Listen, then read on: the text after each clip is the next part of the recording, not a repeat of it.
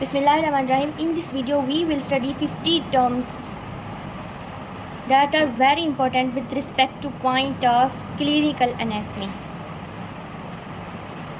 तो बारी बारी सबको हम देखेंगे. नंबर 1, कोई भी ऐसी एनाटमिकल टर्म जिसके एंड पर आइटस फिक्स हो, इट मीन्स वहाँ पर इन्फ्लेमेशन की बात हो रही है.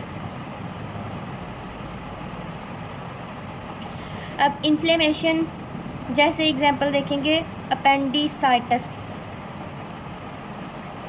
आइटस आ गया हमारे पास, इसका मतलब इन्फ्लेमेशन है. किसका इन्फ्लेमेशन है? अपेंडिक्स का. Then comes suffix ectomy. Ectomy means respective part का रिमूवल हो रहा है फ्रॉम द बॉडी. एग्जाम्पल देखेंगे, वही एग्जाम्पल अपेंडेक्टमी. क्या मतलब? ये जो अपेंडिक्स आपकी इन्फ्लेम्ड हुई उसको बॉडी से रिमूव कर दिया गया. ठीक हो गया. Then comes number 3, otomy. Otomy का मतलब क्या है कि रिस्पेक्टिव सर्जिकल ऑपरेशन में आपने एक आर्गन को ओपन किया एंड देन उसको क्लोज कर दिया. जैसे एग्जांपल देखेंगे, सिस्टोटोमी. सिस्टोटोमी में क्या होता है? जो आपका यूरिनरी ब्लैडर होता है उसमें बन जाते हैं ब्लैडर स्टोन्स, जिसको बोलते हैं सिस्टिक कैल्कुलाई. और ये नाम भी सिस्टिक से ही रखा गया है. तो सिस्टिक कैल्कुलाई को रिमूव करने के लिए आपको यूरिनरी ब्लैडर को पहले ओपन करना होगा और फिर बाद में उसको क्लोज करना होगा. तो इस तरह की सर्जिकल ऑपरेशन को हम बोलेंगे ओटोमी, जैसे सिस्टोटोमी. ठीक हो गया. देन कम्स नंबर 5, ओमा. ओमा का मतलब क्या है? कोई भी tumour, group of cells. Example देखेंगे फिर ही हमें समझ आएगी. जैसे लीपोमा. अब इस कंडीशन में क्या होता है? ये एक ट्यूमर है. फैट सेल्स इसमें जो है वो अक्यूमुलेट करना स्टार्ट कर देते हैं. Lipoma, lipid. तो लिपिड का किसका साथ है? डायरेक्ट लिंक फैट के साथ. तो that is the lipoma. Osteoma.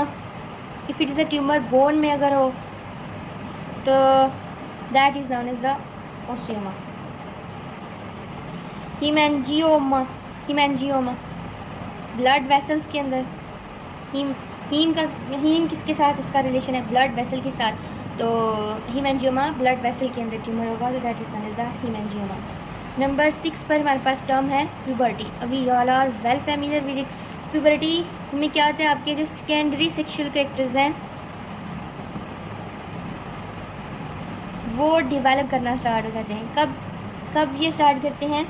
Girls में 12 to 15 ईयर्स और बॉयज़ में 13 to 16 ईयर्स. ये सेकेंडरी सेक्सुअल कैरेक्टर्स है क्या? गर्ल्स में ब्रेस्ट और मेल में facial here plus Adam's apple. ये क्या चीज़ है?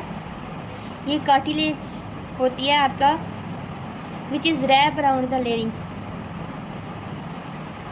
जो कि सबब बनता है बॉयज़ की आवाज़ जो भारी हो जाती है. It is due to the development of the secondary sexual character Adam's apple. ठीक हो गया. Then comes the other terms. Number 7,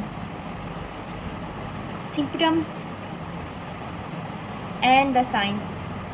अगर तो आपके पास कोई पेशेंट आया है तो पेशेंट आपको जो बताता है कि इसको ये बीमारी है, उसको हेडेक हो रहा है, इसकी वजह से फीवर हो गया है, तो जो सिम्पटम्स वो बताएगा, जो कि पेशेंट खुद बता रहा है, तो उसको बोलते हैं हम सिम्पटम. और जो डॉक्टर पेशेंट को सिम्पटम्स को देखते हुए बताएगा कि आपको ये वाली बीमारी है, तो जो डॉक्टर देखता है तो that is known as that are the signs. These are the symptoms are the subjective complaints of patient. Patient को जो कंप्लेंट्स हैं कि उसको ये बर्दाश्त करना पड़ रहा है, और आगे जो डॉक्टर अपनी फाइंडिंग बताएगा, ऑब्जेक्टिव फाइंडिंग, वो क्या होगी? साइंस. सिम्टम्स पेशेंट बताता है और साइंस आपको डॉक्टर बताता है आपका. देन नंबर 9 पर हमारे पास क्या है, डायग्नोसिस। डायग्नोसिस में क्या होता है, डिजीज़ को आइडेंटिफाई कर लेना, that is the diagnosis. Prognosis क्या है, रिस्पेक्टिव डिजीज़ जब आइडेंटिफाई हो जाती है तो उसका फॉरकास्ट और उसका रिज़ल्ट बता देना, उसकी पेशगोई कर देना और उसका क्या आउटकम होगा, कितनी वो स्वेयर और कितनी कम स्वेयर होगी, तो that is known as the prognosis. Number 11, pyrexia, condition जिसमें आपको फीवर हो जाता है, रैशंस,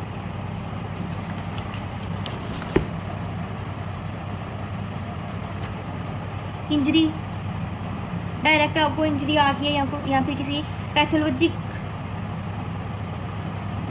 एजेंट की वजह से चेंज आ गया किसमें, टिश्यूज़ के अंदर, that is the legends.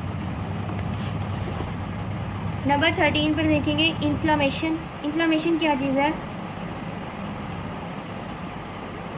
Basically it is the reaction of the tissue. अब टिश्यू अपना रिएक्शन कब देगा, या तो उसको इंजरी आ गई है या फिर कोई भी पैथोलॉजिक बायोलॉजिक एजेंट ने आकर उस पर अटैक कर दिया है, तो उसको अपने बचाव के लिए टिश्यू ने रिएक्शन देना स्टार्ट कर दिया है, तो that is the inflammation. Inflammation में क्या होता है, स्वेलिंग आपको देखने को मिलती है, there is pain, redness, warmth and the loss of function of that respective tissue. Number 14, oedema. Oedema में क्या होता है, जो आपका एक्स्ट्रा सेलुलर स्पेस है वहाँ पर एक्सेस फ्लूइड एक्युमुलेशन होना स्टार्ट हो जाती है, और सिम्टम इसका हम कह सकते हैं कि स्वेलिंग आपको देखने को मिलेगी, क्योंकि फ्लूइड एक्युमुलेशन ज़्यादा है, तो जिस वजह से एक्स्ट्रा सेलुलर स्पेस में फ्लूइड एक्युमुलेशन ज़्यादा होने की वजह से स्वेलिंग हो गई है, तो that is the oedema.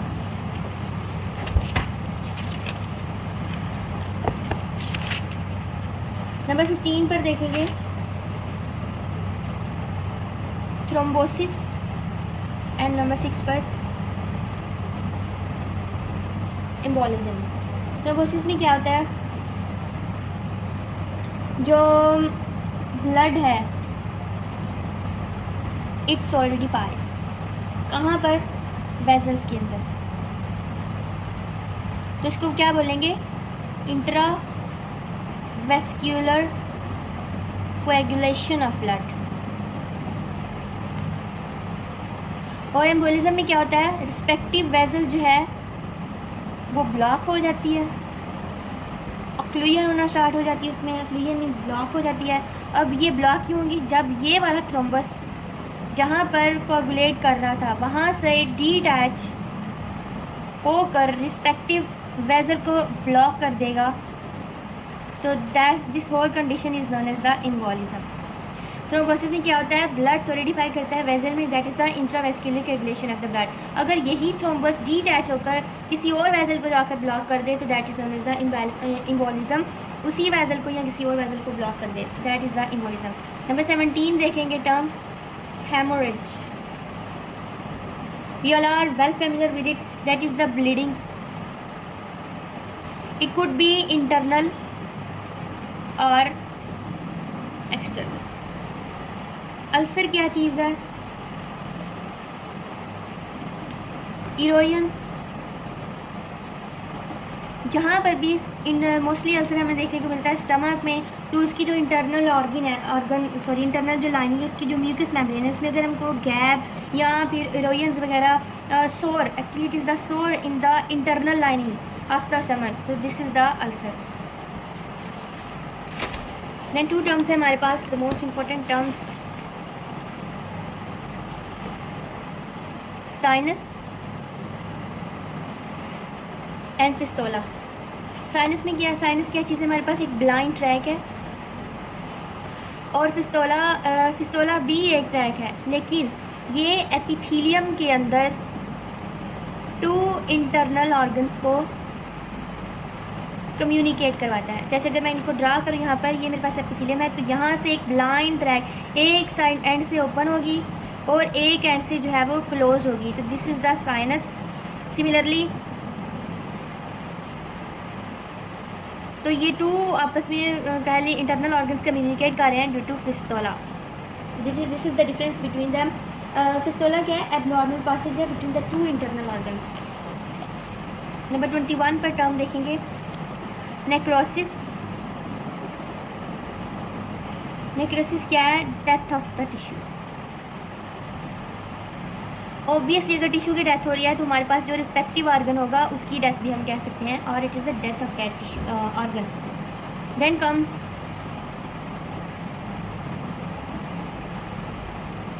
Degeneration. Degeneration भी नेक्रोसिस ही है।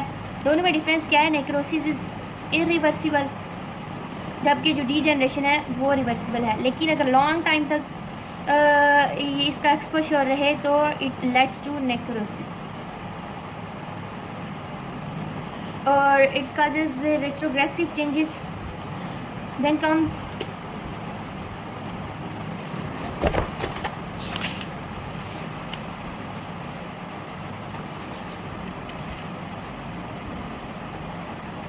gangrene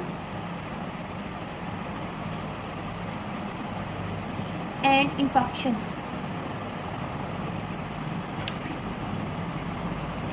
These are also types of necrosis. अब डिफरेंस क्या है दोनों में? नेक्रोसिस क्या है? Cell death. अब नेक्रोसिस किसकी वजह से हुई? हमारे पास अगर तो रिस्पेक्टिव एरिया पर थी पट्रीफैक्शन मतलब डीके रॉटिंग, तो it's indirectly leading to the necrosis. Infection में क्या होता है? कोई भी रिस्पेक्टिव जो है वो आर्टरी है वो हो जाती है ब्लॉक, जिसकी वजह से रिस्पेक्टिव टिश्यू के न्यूट्रिएंट्स और ऑक्सीजन भी ब्लॉक हो रही है, तो it is also indirectly leading to the necrosis. तो that was the gangrene and the infection. Then we will see some terms. Trophy. अब ये ट्रॉफी ए ट्रॉफी भी हो सकती है, ये trophy dystrophy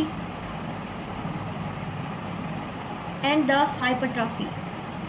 3 terms related to the trophy. ए हम सबको पता है हमेशा leads to the negative word, negative form में होती है। तो इसमें क्या होता है? जो साइज होता है वो डाइमिन्यूट हो जाता है, साइज जो है वो कम हो जाता है। क्यों कम हो जाता है? Due to loss of nutrition. इसमें भी क्या होता है? डिस्ट्रॉफी में भी क्या होता है? डायमिन्यूशन हो जाती है साइज की, बट इसका काज क्या है? Defective nutrition. इसमें बिल्कुल ही न्यूट्रिशन नहीं है, बिल्कुल लॉस ऑफ द न्यूट्रिशन है। इसमें न्यूट्रिशन तो है but it has some defects. So this is the dystrophy. Then comes the hypertrophy. Hyper means किसी चीज़ का की मिकदार जो है वो ज़्यादा हो रही है, तो it is the increase in size बढ़ना स्टार्ट हो गया है। बट होना तो यूँ चाहिए कि अगर साइज़ इंक्रीज़ हो रहा है तो नंबर ऑफ़ सेल्स भी इंक्रीज़ होना चाहिए, जो कि नॉर्मल कंडीशन है। बट यहाँ पर इंक्रीज़ इन द साइज़ जो है, बट द नंबर ऑफ़ जो सेल्स हैं they are still decreased. So this condition is known as the hypertrophy. These 3 terms were related to trophy से निकल रही हैं, जैसे atrophy, dystrophy, hypertrophy. Atrophy में क्या होगा? साइज़ कम होना स्टार्ट हो गया due to the loss of nutrition. Dystrophy में भी साइज़ कम है but it is the defective nutrition. And the hypertrophy में क्या है? नंबर ऑफ सेल्स तो सेम ही है but the number of increase of the जो सेल साइज़ जो है वो इंक्रीज़ करता जा रहा है। Then we will see the terms जो कि ड्राइव कर रही हैं प्लेसिया। जैसे it could be hyperplasia, it could be hypoplasia, और नंबर 3 पर हम लिखेंगे aplasia।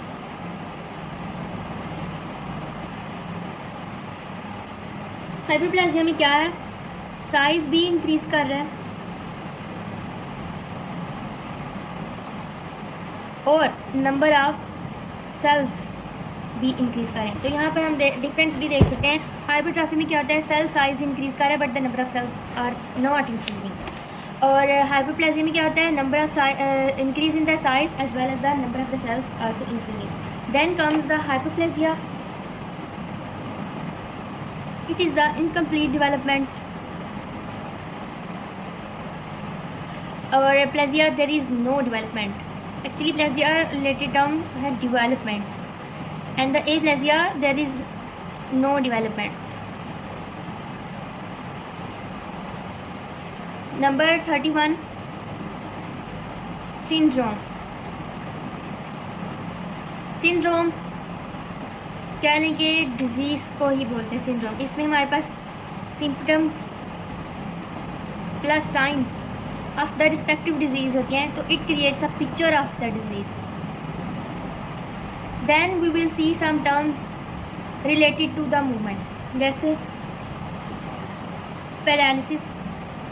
पैरालिसिस में हम सबको पता है मूवमेंट बिल्कुल भी नहीं होती, there is loss of motor power. अब ये loss of motor power, either all lower limbs are unable to move, either only one limb is unable to move, either only two limbs. तो इन सब conditions के different names हैं, different terms हैं, anatomical clinical terms हैं हमारे पास। तो इन सबको देखते हैं, जैसे hemiplegia, only one half of the body हो जाती है paralysed, loss of movement there. Then comes a paraplegia,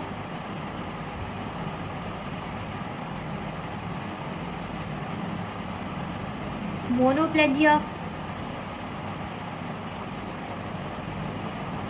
and the quadriplegia. इनके नाम से ही पता चल रहा है, quadriplegia all four limbs are unable to locomote. Then the monoplegia, monoplegia में कहते हैं any one limb, four limbs जो है हमारी upper limb and the lower limb में, इनमें कोई भी लिम्ब जो है वो it is unable to locomote. Then comes the paraplegia, both lower limbs, paraplegia lower limb, both lower limb जो है लोकोमोट नहीं कर सकती। तो these are all the terms that are used either body can locomote or not, which are dried, हम कह सकते हैं कि पैरालिसिस से ड्राइव करें। Then we will see some terms जो कि हमारी सेंसिबिलिटी को डिफाइन करेंगे, जैसे anaesthesia, anaesthesia,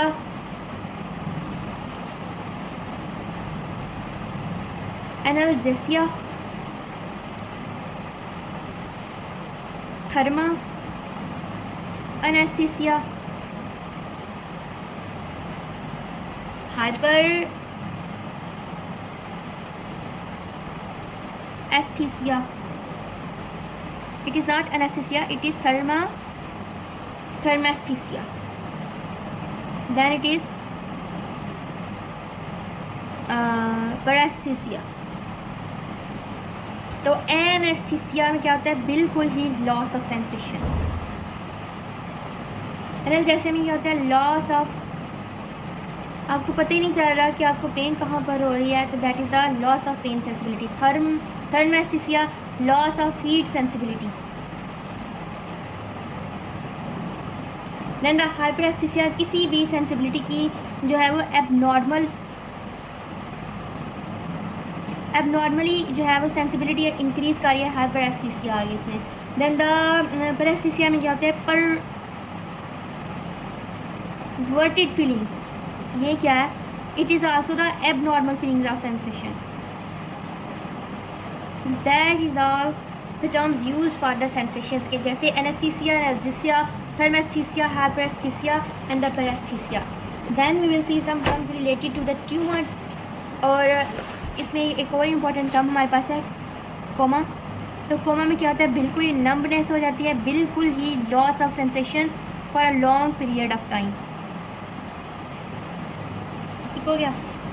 then some terms related to the tumours,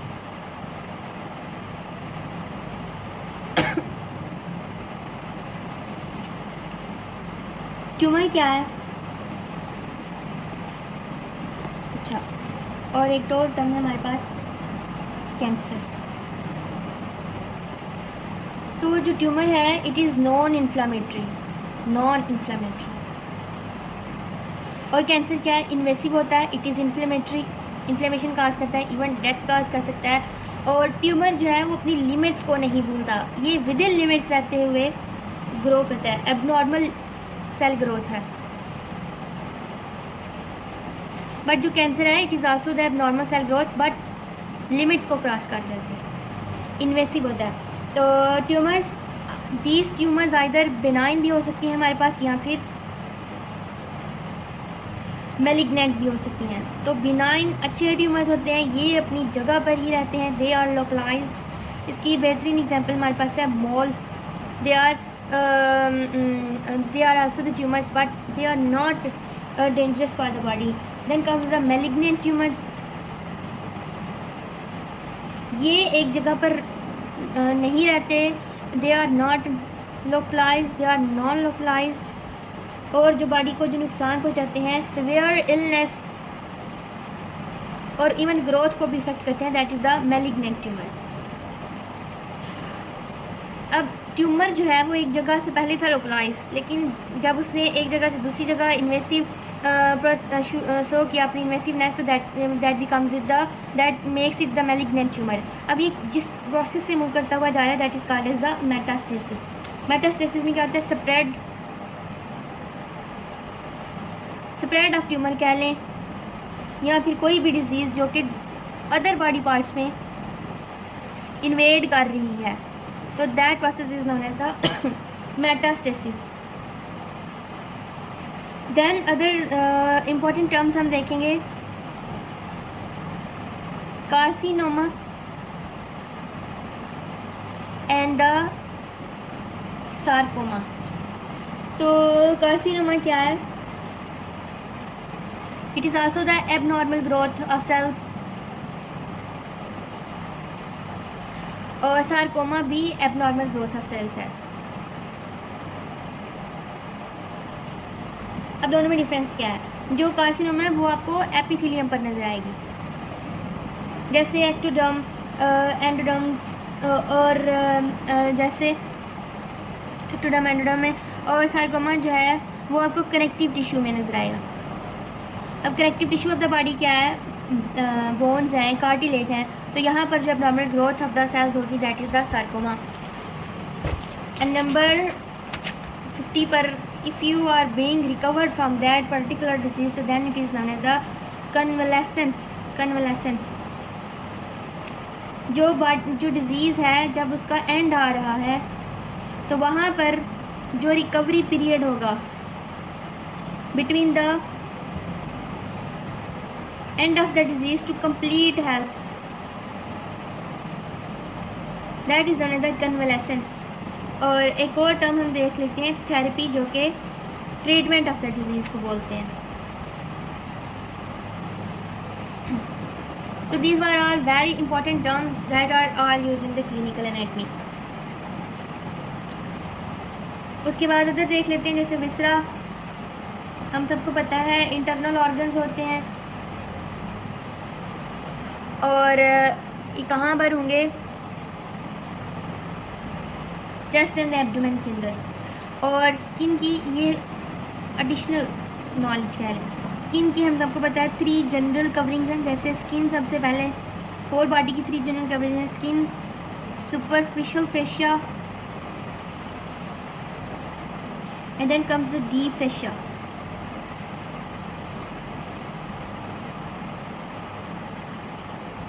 Thank you so much.